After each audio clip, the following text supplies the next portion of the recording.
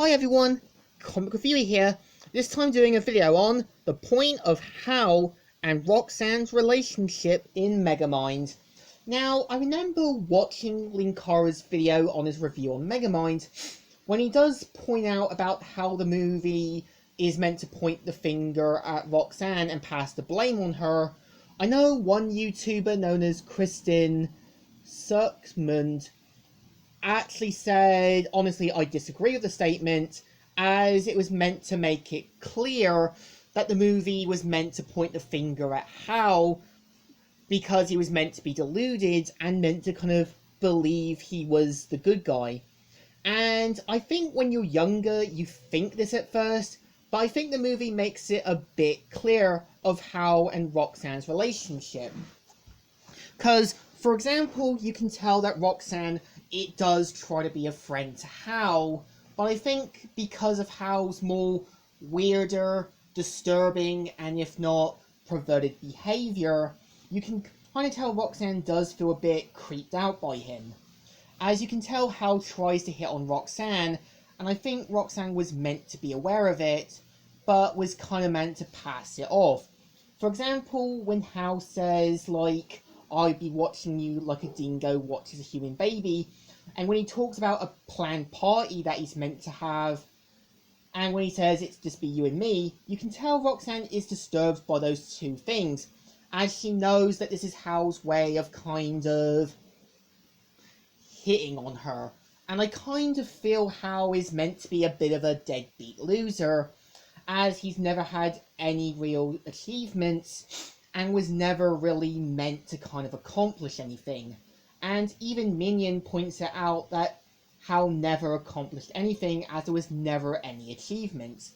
And when you look at Hal's apartment, he doesn't really have anything to show for himself. And pretty much I would say that when Hal is also given powers by Megamind, he's quick to see this as a big opportunity to win Roxanne, and thinks that, now that I have powers, I can please Roxanne. And you can tell Minion knows this was a bad idea from the start, but you can tell Megamind was meant to see this as a big opportunity. And as soon as Hal becomes the hero and tries to kind of get Roxanne to like him, when she quickly says there's no us and there'll never be an us, he's quick to say, I have a cape, I have powers, I'm the good guy, and you can tell Roxanne does try to calm him down to see reason, but still refuses to take any responsibility. And even when he says it's Titan, not Hal, as he wants to be this new persona than the old one.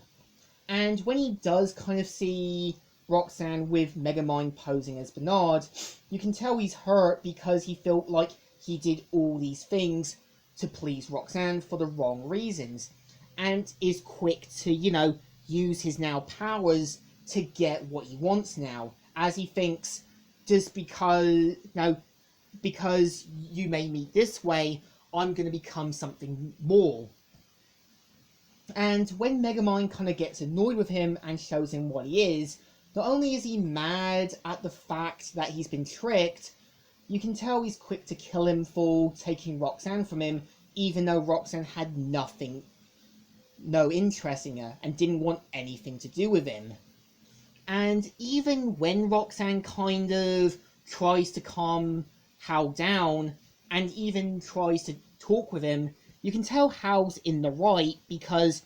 Roxanne never had any time to get to know him, which he's fairly in the right, but in the wrong. It was because of his perverted and kind of lustful relationship, and still refused to take any responsibility. And when he uses the Metro Tower as a kind of sign saying, like, this is meant to be the reminder of what Roxanne did to me, this is like a childish way of getting back at someone. And kind of when Roxanne does try to say, I know there's good in you, Hal is quick to dismiss this as, you made me into this and you need to wake up. And when, after being saved by Megamind and after being confronted when Hal says, "This is the last time you make a fool of me," Megamind quickly points out that he made him the hero and he did all these choices by himself, willingly. And throughout the movie, it makes it clear that Hal was a bad guy from the start, because he's quick to be defensive when Roxanne says Bernard's his new partner, and he does take it the wrong way and quickly tries to get him to go back into the truck to kind of drop him off at his house. He's also, I do agree with Linkara, is meant to have a bit of self-awareness, as he knows he's not perfect, but still sees him as this perfect guy for Roxanne, even though he's not. And he's quick to kind of do things for selfish reasons, as he has all these powers, all these abilities, but still chooses to do them for selfish reasons. And what's actually interesting is that it makes it clear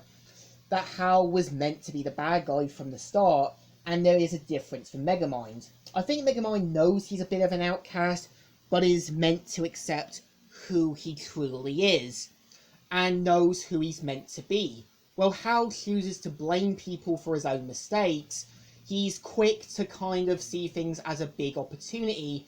and when things doesn't go his way, he's quick to throw a tantrum, like trying to invite Roxanne to a party and punches the bus like the truck like a 5-year-old, and quick to kind of think being a villain is the only way I'm gonna get proper respect.